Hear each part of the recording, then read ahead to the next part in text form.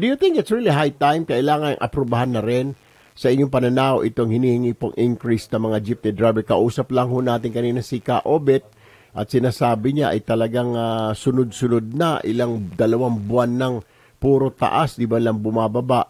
Sila ho'y nahingi naman ngayon ng ikang fair increase, Attorney Inton. Kanina po, nakikinig po akong mabuti kay Ka-Obet sa kaibigan. Opo. Initially po, yun, napabalitan 2 piso ang inihingi. Ang amin pong initial na reaction doon ay mataas po yung 2 piso. No? Bilang increase. Mm-hmm. At it will have a tremendous impact sa inflation rate.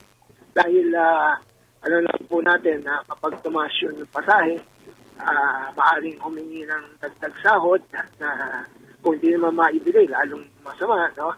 At pagka ganon, ipapasa naman ng ating pong mga negosyante sa presyo ng bilihin. Mm-hmm. So, in effect, wala rin.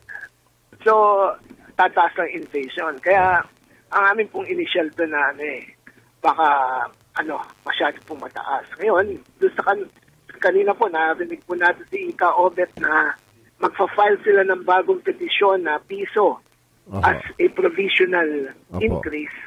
Then, siguro ngayon po, papunta nga po akong LTFRB para umattend ng public hearing, ay titinan po natin kung ano naman po Sir, pahabol ko lang nakatanong at medyo you're breaking up.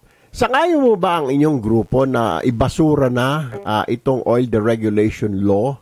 Actually, mga commuters po ang pumapasan ng problema na ito, Attorney Inton. Totoo po yan. No?